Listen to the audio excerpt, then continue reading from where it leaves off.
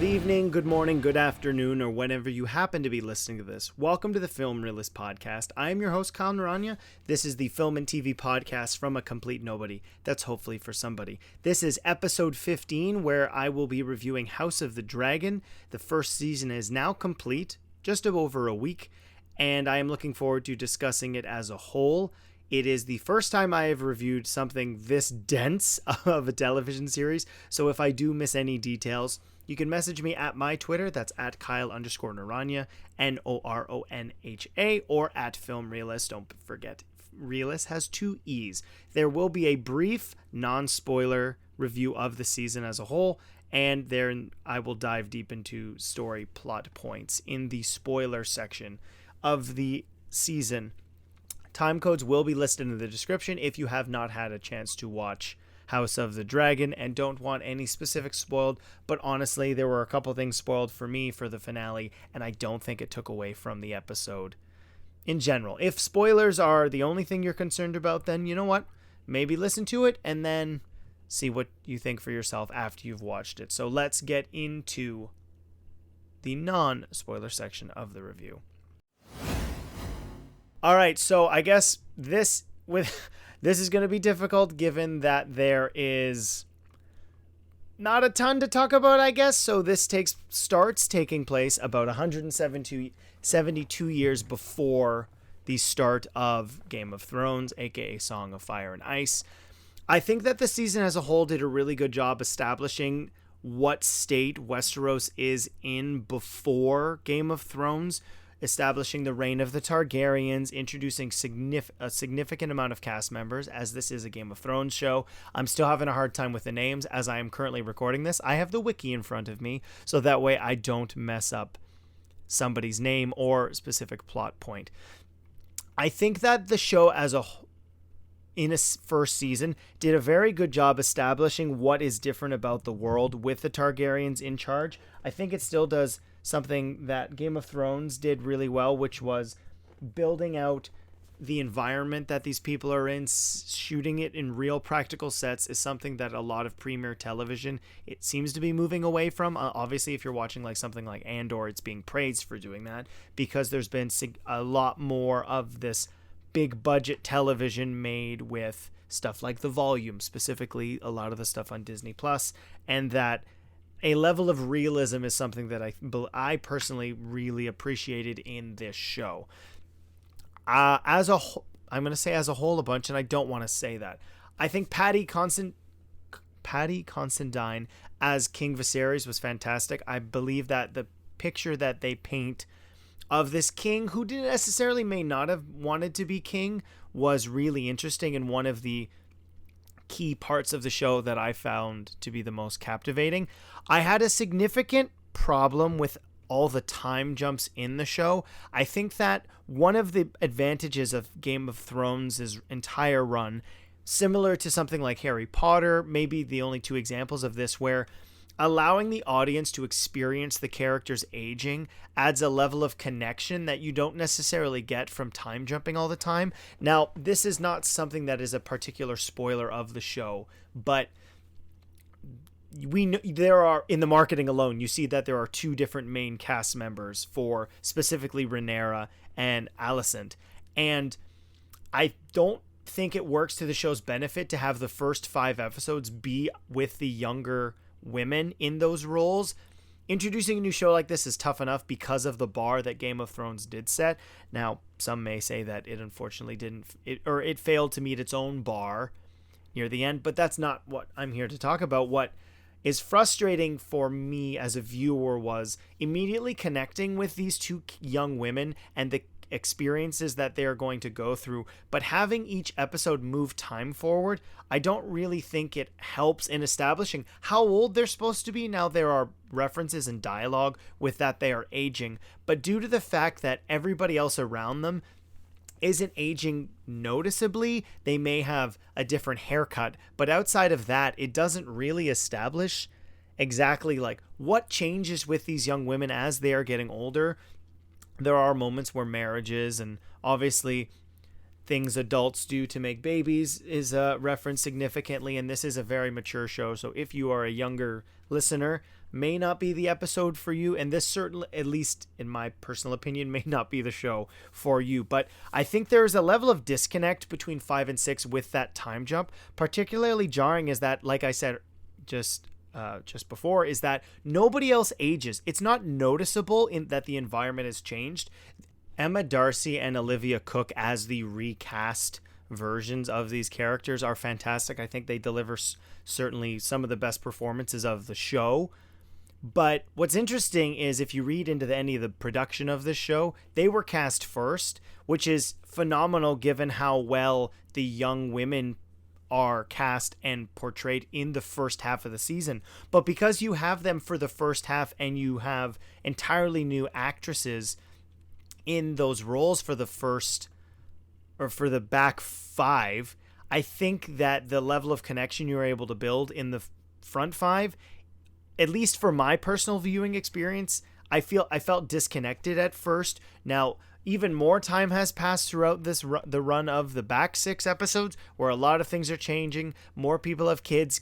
Kids you were introduced with are now older, and characters who you typically in something like Game of Thrones would have built a long-standing relationship with, even supporting characters, sort of just appear in and out. And then eventually, when you get to the older versions of these of Rhaenyra and Alicent, they have relationships with characters that we haven't been able to see develop. What made the original Game of Thrones so interesting was getting to see characters like Littlefinger and Tyrion and Sansa, Daenerys and Jon, Robb to some degree as well. Over time, you get to see how they are changing as people. But because we keep jumping forward in time, the relationships are built off screen. A lot of the show's heavy lifting is not done in front of us, which is unfortunate because telling and showing, my personal preference is always showing instead of telling. There's been a heavy criticism over some of the episodes being almost impossible to see in terms of lighting. I was sitting at my desk where I'm currently recording this, and I had a very hard time sitting about a foot from the screen with the day shot as night. And there's been a lot of criticism over why they did that again, especially given the criticism that was held over the show during one of the final fighting sequences for the Battle of Winterfell in the final season of Game of Thrones, which is certainly a problem. I get that these actors probably don't want to necessarily be shooting at the middle of the night, but unfortunately it makes the show almost unwatchable at that point, which is frustrating given the bankroll behind the show and it being the first Game of Thrones prequel that actually made it through for viewers to see, given the tumultuous pre-production of several Game of Thrones shows, one that even had a pilot made, and eventually they decided not to go with that show.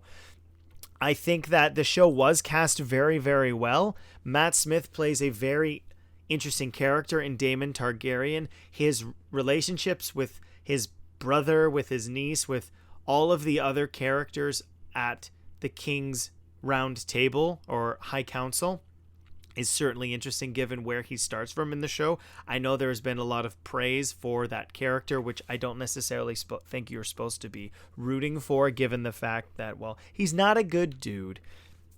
I think that the establishment of who the villains are feels certainly fast, again, due to the fact that these characters' motivations constantly are changing over time. We see bits and pieces of who they are and why they feel that the way that they do, but when we're constantly jumping forward, it feels like a start and stop always, and characters are moved into places where we are told why they are why they are there, but ultimately I don't think that this works to the show's benefit. I enjoyed the show as a whole, but I believe that my issues certainly came forward for me in the viewing experience of the show when I realized I was 3 weeks behind.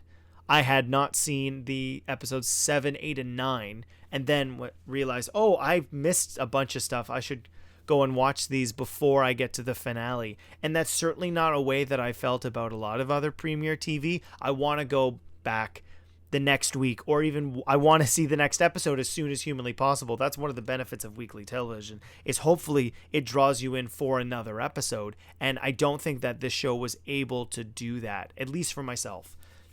I'm looking forward to seeing season 2. I know that there is not going to be any more time jumps, at least that's what's been reported. So we'll be able to sit with these characters, and especially where the finale leaves the show.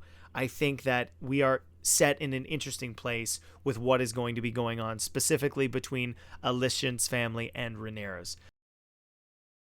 That will do it for the non-spoiler portion of the review. I'm going to be jumping into spoilers now, so if you have not had a chance to finish the season, or maybe you haven't even started it yet, now is an opportunity to go and watch it, and then maybe come back and see what I had to say when the gloves are off and I can reveal all my spoiler issues with the show, or pros. Spoilers for House of the Dragon Season 1. So, Paddy Considine plays King Viserys, and I love the fact that we get so much with this character when he actually may have some of the least amount of screen time of the main Targaryens. The fact that the Iron Throne was literally taking pieces of him, and over time he was quite literally falling apart, really builds in this tortured king. And ultimately, while he may not be the most intelligent of the Targaryens, especially with the quote-unquote Game of Thrones, I think it really put in a character that you could feel for, where he's trying to do the best that he can and ultimately does and maybe doesn't, given the fact that his wife, or second wife, Alicent, believes that he changes his mind so that Aemon will become king, which is one of their children, and which ultimately causes the conflict moving forward for season 2. I have a really hard time with this back half of the show because I feel that there aren't any characters that are worth sympathizing with. The protagonists in the show, for the most part, who they may be, I guess you could technically say it's Rhaenyra, and to some degree Daemon, who decides he wants to choke his wife with Rhaenyra in the last episode to really remind us that this guy is certainly a piece of garbage, which will be really interesting given how we are heading into a full-scale war with the death of Rhaenyra's son. One of the things I brought up in the non-spoiler section is that we are given characters who ultimately we don't get to see a ton of, with the father of Rhaenyra's kid with Sir Harwin Strong. I had to look him up to see who he was, and that he's the baby daddy for Rhaenyra's children. Obviously, them being brunettes would be an indicator, given the fact that the High Valyrians don't have brown hair. They have almost platinum blonde hair, similar to the Targaryens, except those are dreads. It's super awesome. And obviously, Rhaenyra's husband, women are not his preference, so that would make it certainly harder to have children, and they talk about that in the show. I did not know who this character was, but given the fact that she had a brief relationship with Kristen, and now 10 years have passed, it's a new actress, and now she has this relationship with Harwin the Strong. I didn't connect. I didn't find this to be certainly interesting, let alone good for the storytelling point of view, because their entire relationship has happened off screen, and his connection with his sons, who may or may not know, I don't think holds a lot of weight, because we don't see it. They're just telling us all these things that are happening, and as the show just keeps moving forward, I believe the show ultimately moves forward like 16 years from episode 1 to 10. It may be shorter than that, but it certainly is quite a while.